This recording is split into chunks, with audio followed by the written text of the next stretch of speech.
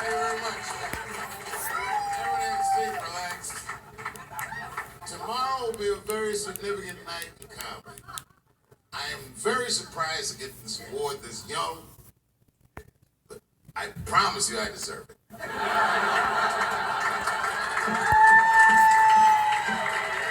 Man, you have no idea what this job is like. I grew up watching the best shit talkers this world has ever seen. Every opinion in this country has a comedian that reps your point of view. God damn it, I don't want to live in a country with a brittle spirit. I want to live amongst soldiers.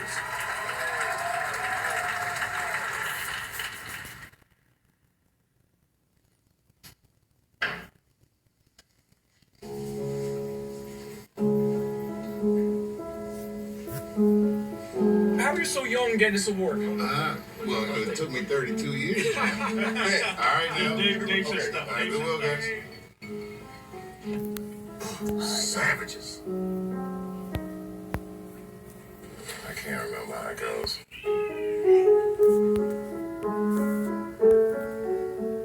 Hey. It's very rare that you get to get together with everybody and nothing's wrong. I'm appreciating that aspect of it immensely. Are you nervous at all? To get a prize? No. I am going to be surrounded by artistic genius tonight. And an audience that has a higher appreciation for the arts than most at the Kennedy Center. This doesn't constitute a high pressure here. So many people deserve these moments. Honor to meet you. Thank you, man. You're a man, Dave. So few people get them. Any reason for all of us to be together is fine for me. Should I wear the grills or?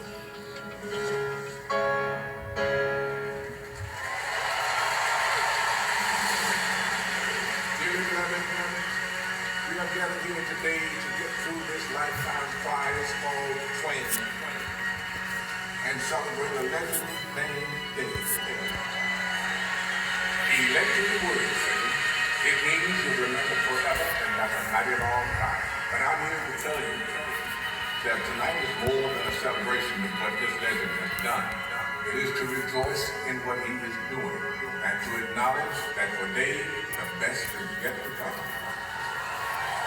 Now, boys and girls, ladies and gentlemen, in the immortal words of Mark Twain, let's go fucking crazy! For Dave's alma mater, the Duke Ellington School of the Arts, Twain!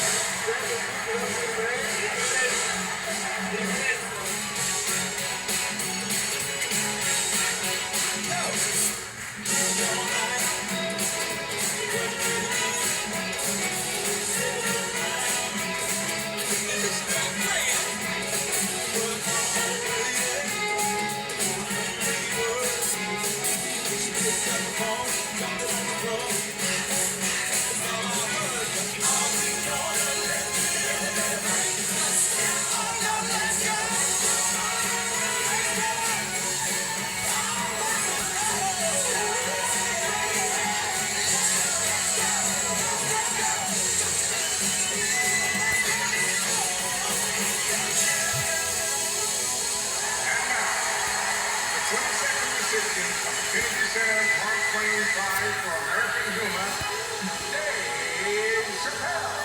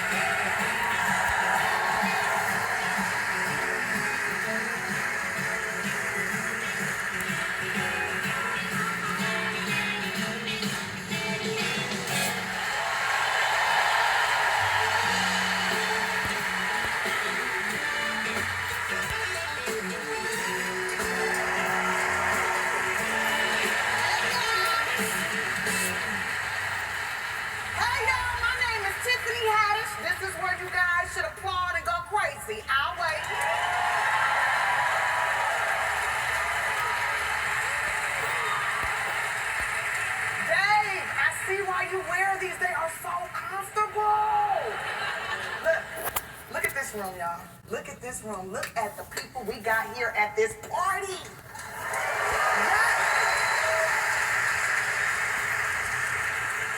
Comedians, actors, and musicians are all here for one man. We're all here because Dave brings people together in a way that maybe no one else in the world can. I met Dave over 20 years ago, and we've been friends ever since. Dave, you have always been my mentor, my big brother, and every time I step on stage, every time I think of you because I've always want to make you proud because you're the GOAT. You know, you're the greatest. What I love about Dave is his spontaneity. My favorite story with Dave was on Christmas. One year after I finished feeding the homeless at the Laugh Factory. I do that every year because I never forget where I came from. Not the Laugh Factory, homeless. Dave called me to meet him for drinks. And when I arrived, I see him there with Marlon Wayans. And I was like, what are y'all fathers doing here on Christmas? Shouldn't y'all be with y'all kids? And Dave said, who are you, Scrooge? Bitch, have a drink.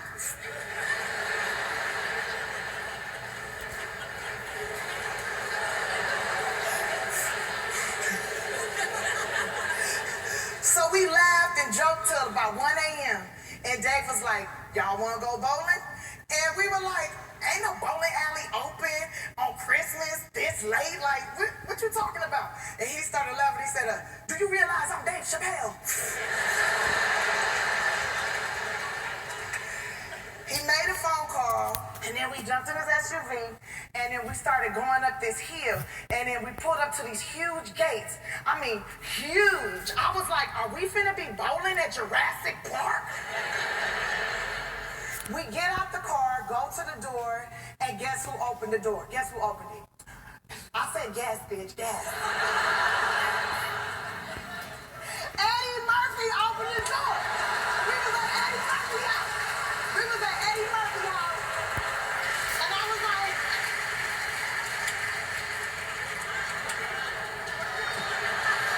and Dave was like, calm down, calm your ass down so you get kicked out. And I was like, oh my God, I can't believe this. Axel Foley got a bowling alley.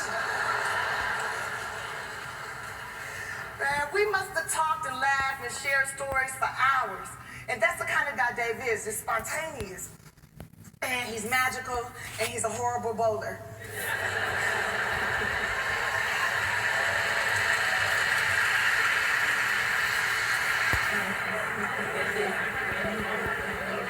I'm all Felicity. I'm All right. Tiffany Addy. I know we know who you are. Hey, man. Hi. You look great. Thank you so much. That's great. That was chocolate. Taking you. We're moving with you, babe. I had the first show ever this club. Wow. That was in '92. I have flyers. Yeah, man. Time ain't no joke. Good evening, ladies and gentlemen, and welcome to the DC Improv. Hey, man, you know how we do. It's Dave's night. It's Dave's weekend. All right. Hey, you the man. You bring out everybody. Dave Chappelle, he got the Mark Twain Award. Give it up for Dave. Dave gets a whole bunch of damn. You know you're making a bunch of money. You're getting a Mark Twain Award. I just barely know who Mark Twain ass is.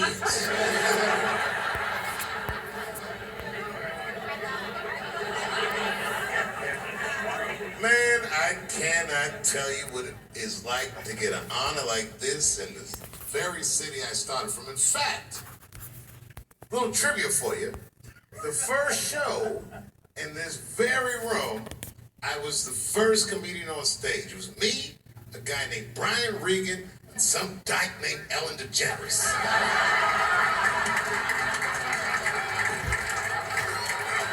We didn't know she was gay back then. We were all trying to get some pussy. Oh, I'm sorry. I thought this was a comedy club. Ladies and gentlemen, this might be America's last safe place to say what you feel like saying and laugh at what you feel like laughing. This is sacred ground. Live comedy is the most incredible thing in the world to me. You're standing up there like a gladiator. And maybe that's the only time that I feel like myself. At 19, he's the youngest comedian in Star Search history. From Washington, D.C., here is Dave Chappelle.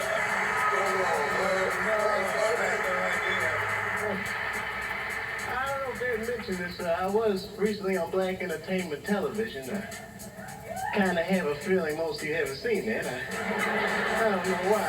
I used to think all white people were happy just to be white. I thought y'all stood around fucking I'm white. This feels great. Taxi, just check out. I spoke in my old high school and I told them kids straight up, if you guys are serious about making it out of this ghetto, you gotta focus. You gotta stop blaming white people for your problems. And you've gotta learn how to rap or play basketball or something. Nigga, you're trapped. You are trapped. Either do that or sell crack. That's your only option. That's the only way I've ever seen it work. You better get to entertaining these white people. Get to dancing. I used to watch a fucking cartoon when I was growing up called the Care Bears. They were like teddy bears, but they were like people, and they all fucking just walked around caring. They cared about each other and everything else. And when shit got real bad, they got determined. And the leader would say, come on guys, it's time for the Care Bear Stare! Remember that shit? And them little teddy bears would lock arms and stare at the problem. And I'm not even bullshitting. Actual love would shoot out of their chest. And when we grew up, we wanted to be like those bears. And then we got our hearts broken. So we found out that life wasn't gonna let us do that. And that it's impossible to shoot love out of your chest. However, I have shot love onto somebody's chest before. November 2003. I'm a junior in college at NYU. I'd been doing stand-up maybe 2 years. My mom calls me up and says, Aziz, are you coming home for Thanksgiving? And I said, Ma, you know the money I set aside to come home for Thanksgiving? There's been a change of plan. Dave Chappelle is doing some shows in San Francisco at the Punchline, and I gotta go see that. And she's like, who is Dave Chappelle? I said, he's maybe the greatest comedian alive. She says, is that the guy that goes, I'm Rick James, bitch? And I said, yes. She said, he's hilarious, have a good time. And I went to those shows. I saw it was like 6 shows that he did at the Punchline. These were those Dave Club shows where he did, really long sets that went to like 4 or 5 in the morning. And they were hilarious, and they were thought-provoking, and it was incredible. And since then, I've gotten to know Dave as a friend. We've done shows together. Beyond being an incredible performer, he is an incredible human being. I remember a moment one time we were at a party. Someone came up to him to ask for a photo. And he said, hey, we're not here to take pictures. We're here to make memories. And that's a beautiful sentiment. And that's how he lives his life. He treats every moment like it has a potential to be a wonderful memory, Earlier this year, Dave and I, we did some shows together in Austin, Texas. We finished the shows, we were in the green room together, and Dave said, what kind of night are you trying to have tonight, Aziz? And I says, I'm probably gonna take it easy. We went hard yesterday, we got shows tomorrow. And he said, well, you want to eat these psychedelic mushrooms I got? They're supposed to be amazing. Sorry, Dave's family.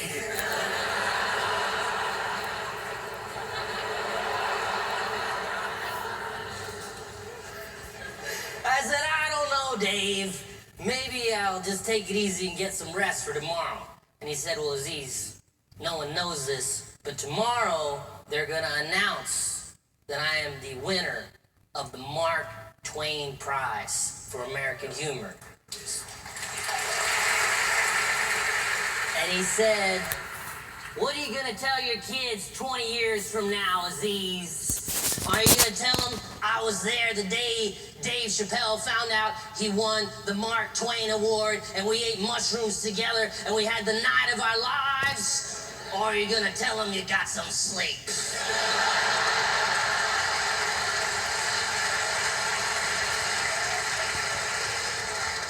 And I said, Dave, you got a point. Let's eat those mushrooms. To Twain.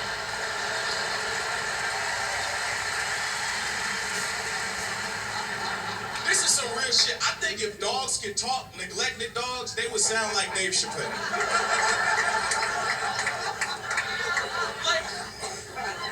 like if you leave him in the backyard too long, he be complaining, be like, oh shit, son, I need somebody to come back here. Nobody feeds me. Ow! The jacket is fresh as fuck. Oh! Fucking my It looks like you just got back from beating up motherfuckers. First time anyone ever brought me on stage, guy named JT Newton. I don't even know, is JT alive? Seriously? He lives in Long Island. Well, that's good news. You ever think a nigga was dead, but he just lived in Long Island?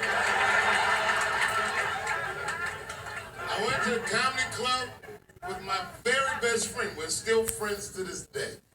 We showed up early. It was 5 o'clock. Back in those days, all you had to do to be a comedian was show up early enough to sign the list. It was 20 spots. I came right after school. I picked 7. My best friend at the time picked the 5th. He bombed. He didn't make it. JT introduced me. He said, folks, everybody's got to start somewhere. And tonight, this young man is starting here. I remember it like it was yesterday. He said, you might be witnessing the birth of a star. Please welcome Dave Chappelle.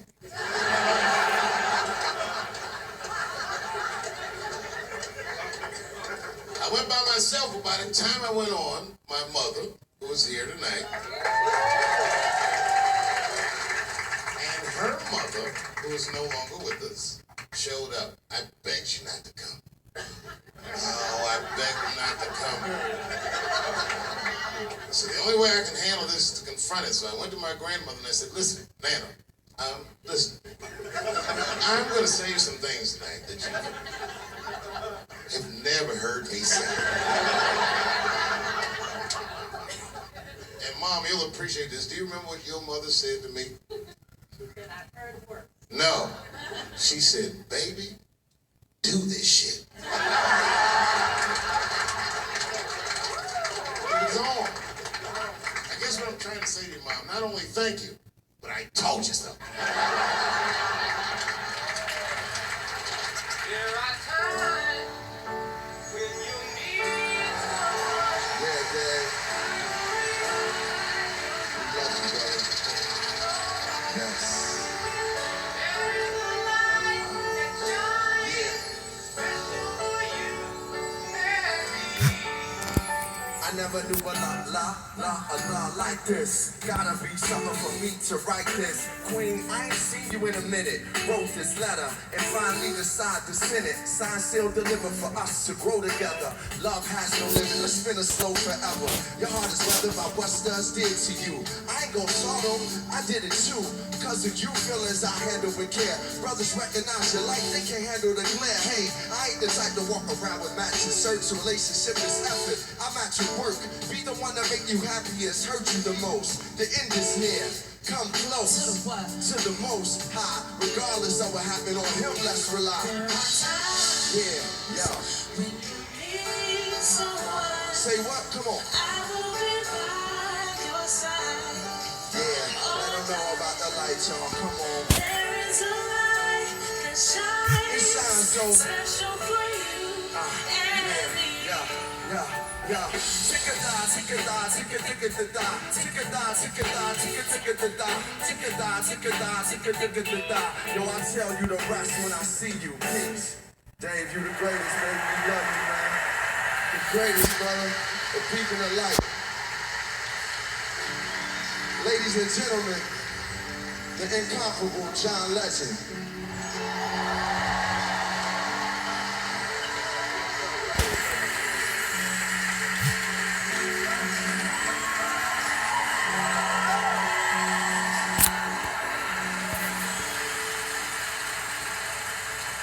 Not only am I a big fan of Dave's, but I grew up in Springfield, Ohio. Yes. About 15 minutes away from where Dave lives now and spent a lot of his childhood. I know we're in D.C., and he spent a lot of time here too. But Dave is from Ohio, okay? We're claiming him. Most of the outstanding, bold-faced names from Ohio become famous after they leave Ohio. One could argue they have to leave Ohio to succeed. But amazingly, Dave still lives in the Buckeye State.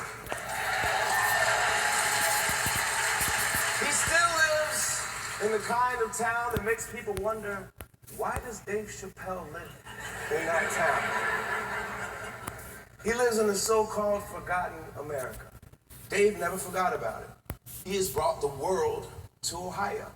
His annual musical jam sessions on a local farm are legendary. He's brought some of the greatest talents in the world together to celebrate life there, and recently, after the mass shooting in Dayton, to bring comfort after tragedy.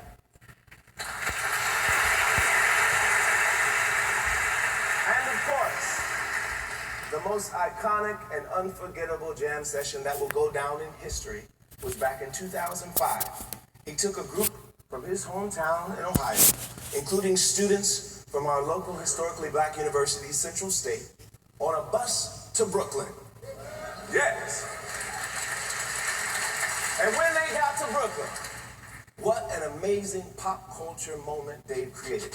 He brought together some of the most important hip-hop and neo-soul artists in the world for an epic concert that blended Dave's comedy and his impeccable taste in music.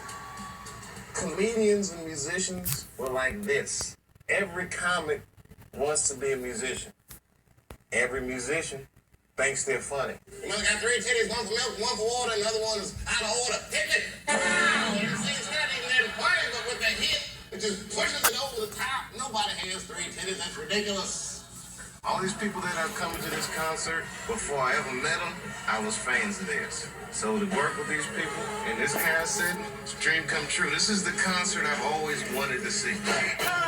What if this take away from my spirits? Would your body take away from my ears? Then I hope it take away from my sins and bring the change that I dream about. Hey, someone, everybody screaming out, Jesus. God show me the way. The devil's trying to break me. We shook up the world. We shook up the world!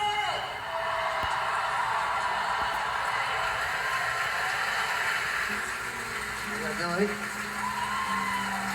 My name is Q-Tip. I am proud to be the artistic creative director of hip hop here at the Kennedy Center. I want to talk to my bro, my friend, my brother. I love you. I've known this dude since he first started, and it was 1992 or 3. And he came on the bus and he's like, I'm Dave Chappelle. I was like, yo, you're Dave Chappelle. I know who you are. I saw Robin Hood Men in Tights. And I'm probably the only rapper that was watching Mel Brooks back then. I bought Dave's his first suit when he did Letterman in 1995. Wow. Might have been 94. I took him to Barney's with my cousin. Wow. He was still wearing cross colors. Now don't tense up on me. I want you guys to think I'm like an angry black guy. I mean, I am an angry black guy, but you know what I mean? I have a right to be an angry black guy, though. It's different for me. See, I don't know if you guys believe in reincarnation or not, but I have been black 4 lives in a row. I need a break. Please help me welcome to the stage the co-creator of Chappelle Show, the one and only Neil Brand.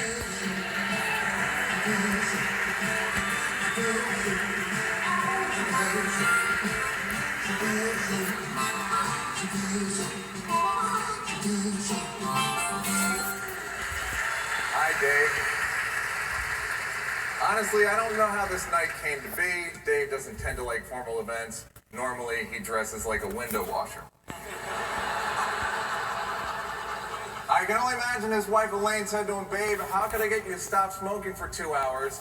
And Dave, assuming it would never happen, was like, you'd have to get Jon Stewart, Sarah Silverman, Neil, Q-Tip, Tiffany Haddish, Lorne Michaels, John Legend, Bradley Cooper, and say, Morgan Freeman.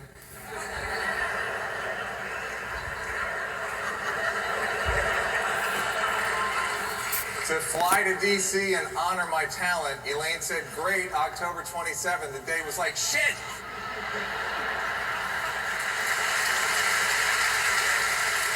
Dave gave me a career. We met in 1992 at a comedy club in New York City. We wrote a few jokes together over the years, but I'd always hoped we could do something bigger. Then in 1997, Dave calls me and goes, hey, if Universal reaches out to you, tell them we're writing a weed movie together.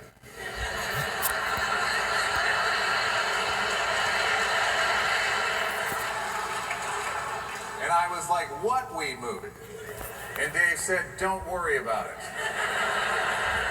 Next thing I know, someone from Universal calls me and asks, are you writing a weed movie with Dave Chappelle? And I was like, yes. And they go, when can you pitch it to us? And I was like, in 30 days' time.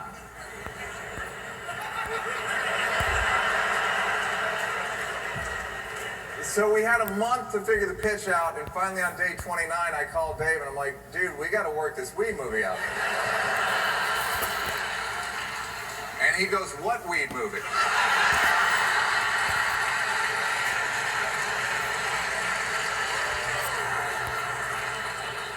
Anyhow, the day before the pitch, we outlined Half-Baked. It took the full day, about 16 hours, and that attention to detail really showed up on screen.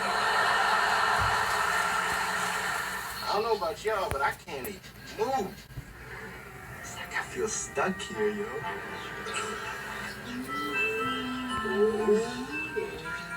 Cut to January of 1998. Half-Baked opened against Good Will Hunting,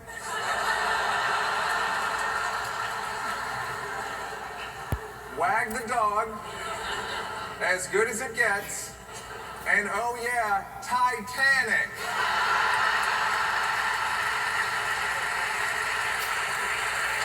Right?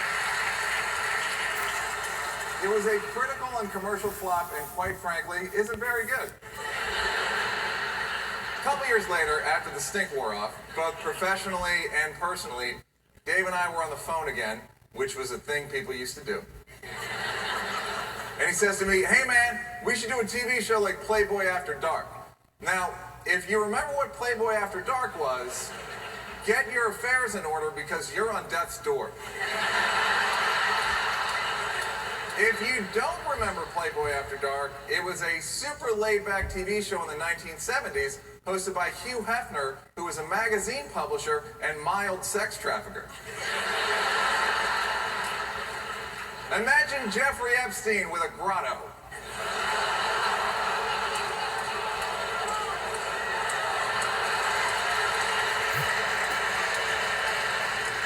Anyway, Dave and I figured out a rough format for what would come to be Chappelle Show. Went around pitching to a few networks. HBO didn't go great.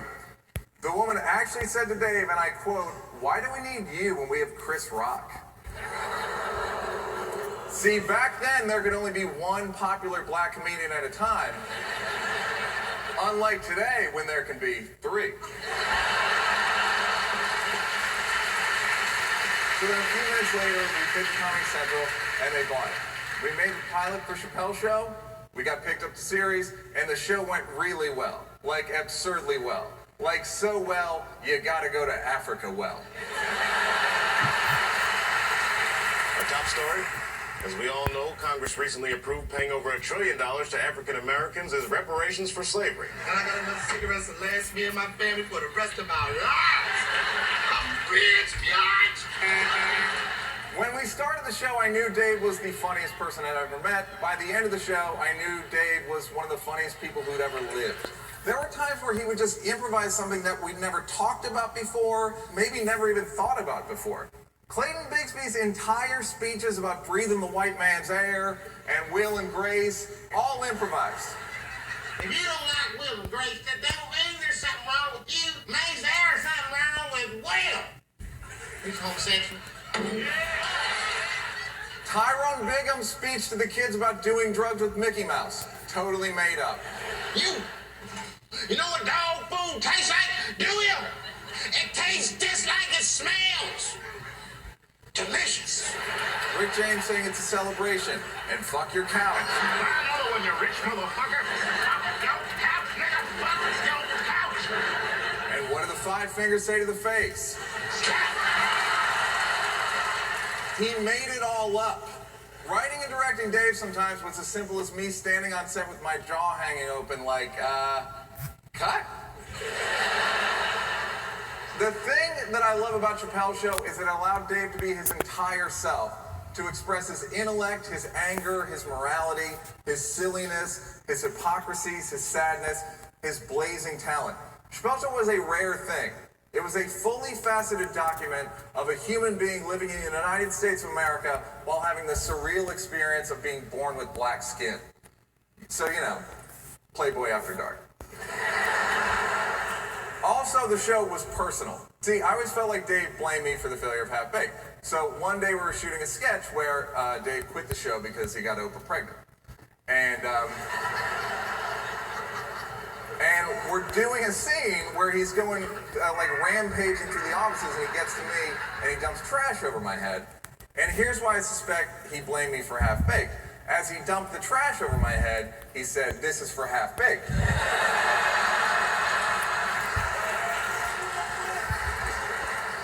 All right, as you can see, he claims that I actually wrote that line and told him to say it, which is the only time this entire evening that I'll be receiving any credit for Chappelle's show.